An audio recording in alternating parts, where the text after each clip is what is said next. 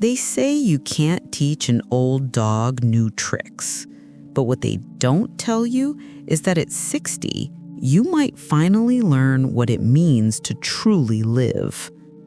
My name is Evelyn, and at 58 years old, I walked away from a 40-year marriage that had slowly suffocated every dream I ever had. I thought leaving would set me free. I thought the hardest part was already behind me. But I was wrong, because 3 months later, I fell desperately, hopelessly, dangerously in love with a 32-year-old street artist named Liam. And that love cost me everything. My children disowned me. My grandchildren were kept from me like I was some kind of monster. My ex-husband died of a heart attack, and my own sons blamed me for his death. The price I paid for 1 year of true passion was higher than anything I could have imagined. Today, at 61, living alone in a city where no one knows my name, I ask myself the same question every single day. Was it worth it? And the answer? Well, that's more complicated than you might think. For 40 years, I wore the mask of the perfect wife. Richard was 69 when I finally left him, but our marriage had died decades before that. We met when I was 18 and he was 29. Back then, I thought his jealousy meant he loved me. I thought his need to control every aspect of my life was protection. I was so young, so naive. By the time I realized what I'd gotten myself into, we had 2 small children, and I convinced myself that staying was the noble thing to do, the right thing to do. Richard came from old Charleston money. Our home was a beautiful historic mansion on Trad Street, with gardens that tourists would photograph through the iron gates. But inside those walls, I was invisible. He made every decision. He controlled the finances. He told me what to wear, who I could see, where I could go. And the worst part? I let him. Year after year, I became smaller and smaller until I barely recognized the woman staring back at me in the mirror. The affair started when I was in my early 40s. I found text messages, hotel receipts, lipstick stains on his collar, the kind of cliches you see in bad movies, except this was my life. The first time I confronted him, he didn't even bother to deny it. He just looked at me with those cold eyes and said, "What are you going to do about it, Evelyn? Leave? Where would you go?" And he was right. I had no money of my own, no career, no independence. So I stayed. I forgave him for the sake of our children, Michael and Sarah. I told myself they needed an intact family. But the truth was, I was terrified. Terrified of being alone. Terrified of starting over. Terrified of admitting that I'd wasted my entire adult life on a man who had never truly loved me. The years blurred together after that. More affairs, more humiliation, more nights lying awake in our king-size bed, feeling the enormous distance between us even though we were only inches apart. My children grew up and moved away. Sarah settled in Atlanta with her husband and 2 daughters. Michael stayed in Charleston but kept his distance, always busy with his law practice and his own family. And suddenly, I was 58 years old, sitting in that big, empty house, and I realized something that terrified me more than leaving ever could. If I stayed, I would die there. Not physically, perhaps, but every part of me that still hoped for something more, something real, something beautiful, would wither away completely. That's when I knew. It wasn't about being brave. It wasn't even about being happy. It was about survival. So one morning in March, I walked into Richard's study and told him I wanted a divorce. You should have seen his face. He laughed, actually laughed, as if the very idea of me leaving was the most absurd thing he'd ever heard.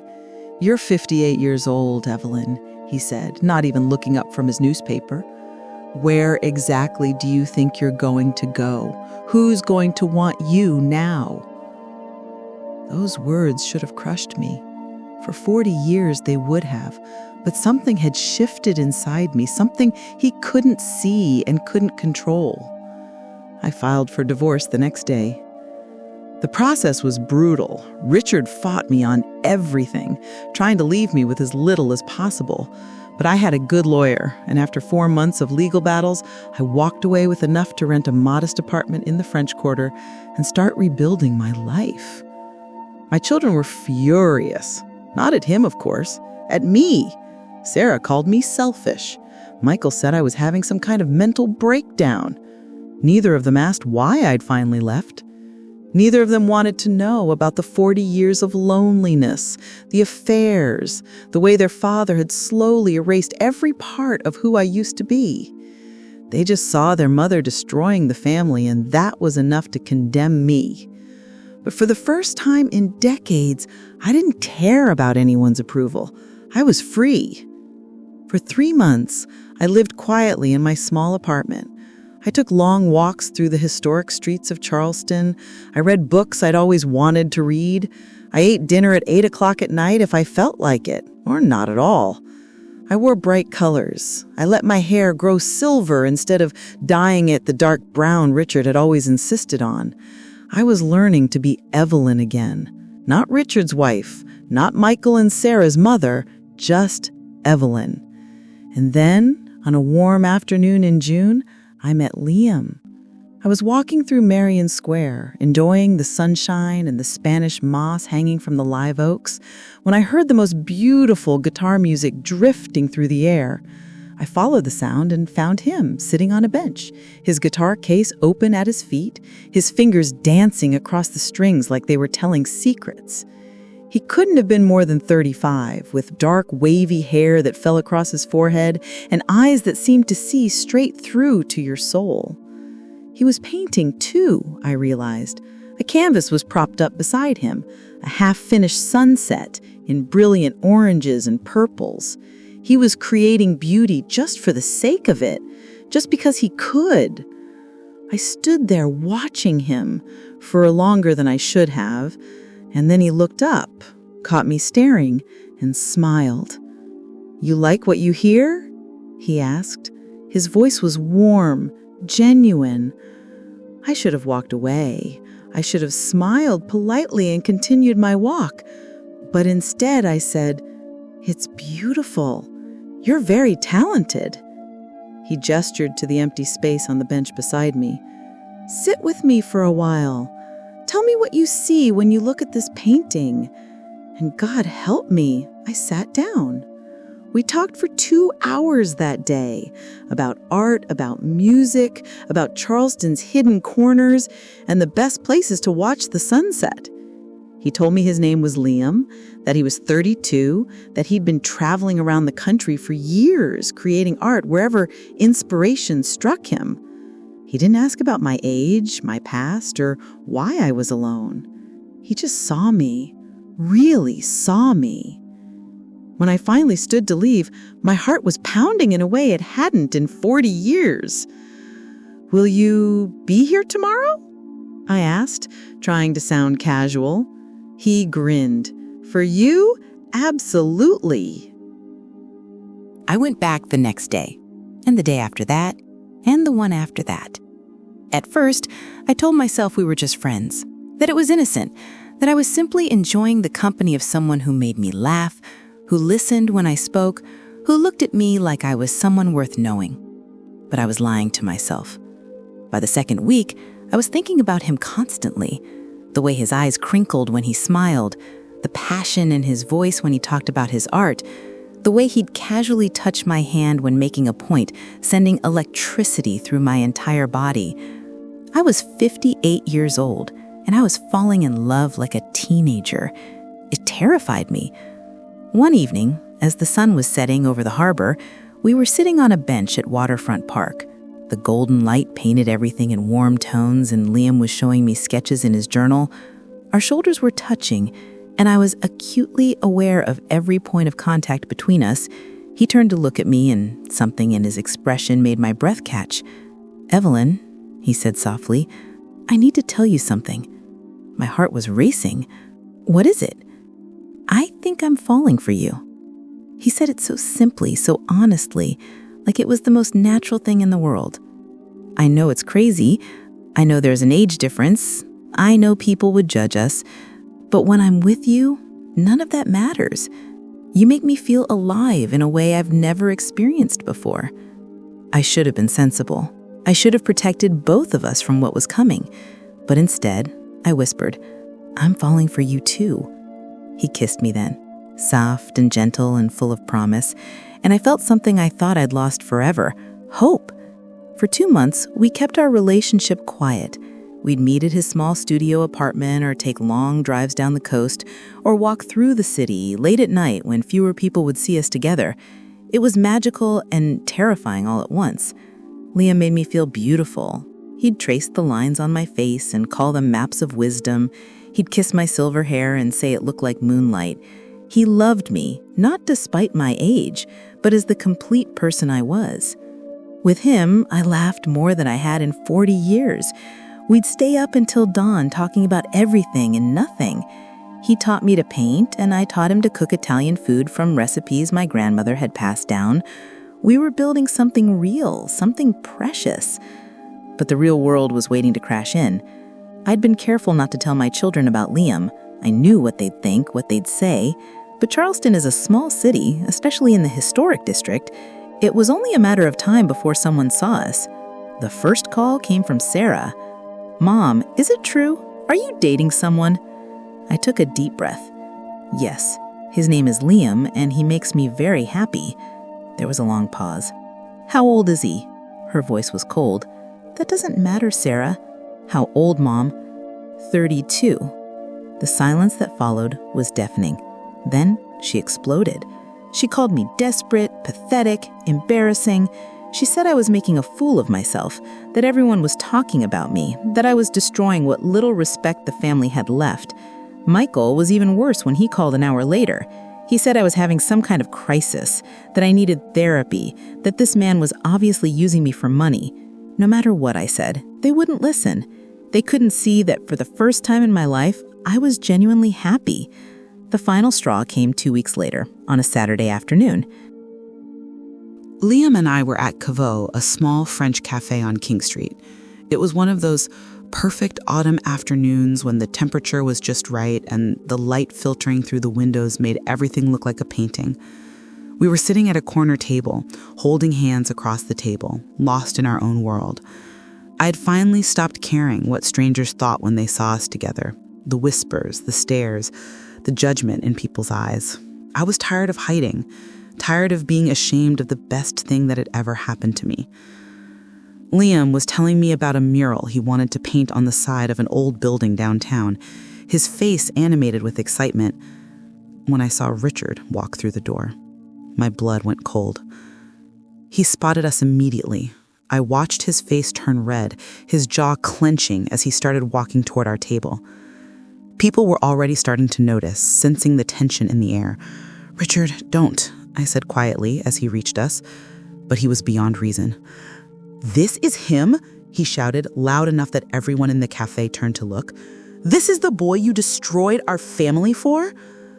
Liam stood up calmly, trying to diffuse the situation. "Sir, I think you should... Don't you dare speak to me!" Richard's voice was shaking with rage. He turned to me, his eyes wild. "You were cheating on me. All those months before the divorce, you were already with him, weren't you? You lying, ungrateful..." "I never cheated on you, Richard," I said, my voice steady, even though my hands were trembling. "I met Liam months after we separated. But you wouldn't understand that, would you? You who had affair after affair for 20 years? The entire cafe had gone silent. People were recording on their phones. The owner was calling someone, probably the police. But Richard wasn't done. He lunged at Liam, shoving him hard against the wall. "You think you can just take advantage of a confused old woman? You think you can steal what's mine?" Liam didn't fight back, didn't even raise his hands. "She's not yours," he said quietly. "She never was." That's when Richard hit him.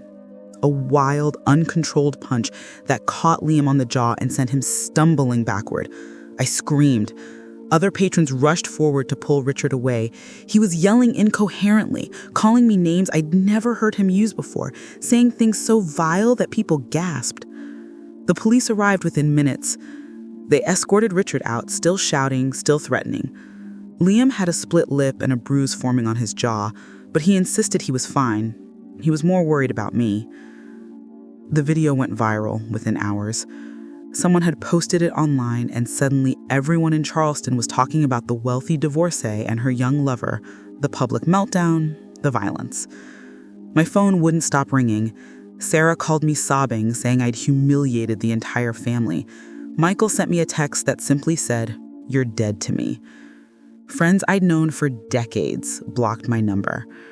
Richard's lawyer sent a threatening letter trying to use the incident to revisit the divorce settlement. And through it all, Liam stayed by my side. He held me while I cried. He assured me we'd get through it together. He never once suggested that maybe this wasn't worth it, that maybe we should go our separate ways. For 1 week, we weathered the storm together. And then, on a Tuesday morning, Michael called me with news that shattered everything. Richard had died. Heart attack. He'd been found in his study, slumped over his desk. He was 69 years old, and suddenly, I wasn't just the woman who'd left her husband for a younger man. I was the woman who'd killed him.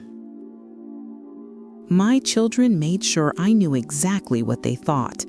At the funeral, which I attended alone because Liam insisted on staying away to avoid more conflict, Sarah wouldn't even look at me. Michael walked right past me as if I didn't exist. When I tried to approach my grandchildren, Sarah physically stepped between us. "You don't get to see them," she whispered, her voice full of venom. "Not now, not ever. You killed their grandfather."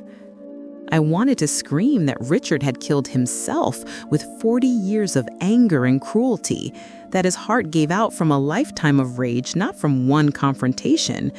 But what was the point? They needed someone to blame, and I was the easiest target. The weeks that followed were a nightmare. Michael and Sarah worked together to turn everyone against me. They told people I'd been having an affair during the marriage. They said Liam was a con artist who'd isolated me from my family. They even hired a private investigator to dig up dirt on him, hoping to prove he was using me. But there was nothing to find. Liam was exactly who he said he was, a wandering artist with a pure heart who'd fallen in love with me as genuinely as I'd fallen for him. Then the threats started. Michael showed up at Liam's studio one night with 2 of his law partners. I wasn't there, but Liam told me later what happened. They said if he didn't leave Charleston, they'd make his life a living hell. They'd press charges for assault from the cafe incident, even though Richard had been the aggressor. They'd ruin his reputation, make sure he never got another art commission in the South. They'd do whatever it took to get him away from me. Liam came to my apartment that night, and I saw something in his eyes I'd never seen before. Fear, not for himself, but for me. "Evelyn," he said, taking my hands in his, "maybe we should take a break, just for a while, until things calm down." But I knew what that meant. Things would never calm down. My children would never accept us. The pressure would never stop. And slowly, inevitably, the beautiful thing we'd built would crumble under the weight of everyone else's hatred. We lasted another month. One more month of stolen moments and mounting pressure. One more month of Liam looking over his shoulder, of me jumping every time my phone rang. And then, one morning, I woke up and he was gone. He left a note. It said he loved me more than he'd ever loved anyone, that the past year with me had been the most beautiful of his life, but that he couldn't watch my children destroy me anymore. He said I deserved to have my family back, to know my grandchildren, to not spend the rest of my life at war with the people I'd given everything to raise. He was giving me a gift, he said, the gift of being able to rebuild those bridges without him standing in the way. I cried for 3 days straight. Then I packed up my apartment and moved to Savannah. I couldn't stay in Charleston anymore. Every street corner held a memory of Liam. Every sunset reminded me of that first day in Marion Square when he'd smiled at me and changed everything. That was 3 years ago. I'm 61 now, living in a small house near Forsyth Park. I've made a quiet life for myself here. I paint sometimes, using the techniques Liam taught me. I volunteer at a women's shelter. I've made a few friends who don't know my history, who just see me as Evelyn, not as the scandalous woman who fell in love with someone half my age. My children and I speak occasionally now, brief, polite conversations about nothing important. Sarah sent me a Christmas card last year with photos of my grandchildren who are growing up without knowing me. Michael called on my birthday. The conversations are hollow, performative, but there's something. I don't know where Liam is. I looked for him online once, found some of his art featured in a gallery in Asheville, but I didn't reach out. What would I say? That I miss him every single day? That I sometimes wake up crying because I can feel the ghost of his touch? That there's a Liam-shaped hole in my heart that will never be filled? So was it worth it? Would I do it all again, knowing how it would end? The truth is complicated. That year with Liam taught me what love could be. Real love. The kind that sees you completely and chooses you anyway. The kind that makes you feel alive and terrified and absolutely certain all at once. For 58 years, I didn't know that kind of love existed. And now that I do, I can never unknow it. But the cost was everything. My children, my grandchildren, the family I sacrificed so much to hold together, and Liam himself, the man who taught me to live again. Sometimes I think about the future he might have had without me. He'd be 42 now, still young and vibrant, probably with someone his own age who could give him a life without complications. In 10 years, he'll still be full of energy and dreams, while I would have been 71, slowing down, maybe sick, maybe needing care. Would he have stayed? Would he have grown to resent me? Or would love have been enough? I'll never know. What I do know is this. Love after 60 is possible. It's real and it's powerful and it can change everything. But it comes at a price that society isn't ready to let you forget. The world wants women like me to be invisible, to accept that our time for passion has passed, to sit quietly in the background while life happens to younger people. And when you refuse that invisibility, when you dare to want more, to feel more, to live more, the world will punish you for it. I don't regret loving Liam. How could I? He gave me back myself. But I regret that the world couldn't let us be. I regret that my children couldn't see past their own judgment to understand that their mother was finally truly happy. I regret that we live in a world where a woman's worth has an expiration date. Sometimes, on warm evenings, I sit on my porch and watch the sun set over Savannah, and I let myself remember the way Liam's hands moved when he painted, his laugh, the way he looked at me like I was the most beautiful thing he'd ever seen. And I think, for 1 year, I was truly alive. For 1 year, I knew what it meant to be loved completely. For 1 year, I was free. Maybe that has to be enough. And now I want to speak directly to you, who's there on the other side of the screen and heard this story until the end. What did you think about Evelyn's choice? Do you believe there's an age limit for falling in love? Should women over 60 give up passion and simply become invisible? This is a true story. The names and locations have been changed to protect the privacy of those involved, but every emotion, every struggle, every heartbreak you heard is real. Somewhere out there, there's a woman who lived this story, who paid the ultimate price for daring to love authentically. If this story touched your heart, if it made you think, if it made you feel something deep inside, please leave a comment below sharing your thoughts. Have you ever faced judgment for following your heart? Do you believe love is worth any sacrifice? And if you want to hear more real stories about love, courage, and second chances after 60, subscribe to Real Hearts After 60. Hit that notification bell so you never miss a story that might change the way you see life and love. Because your story matters, your heart matters, and it's never too late to live fully. Thank you for listening.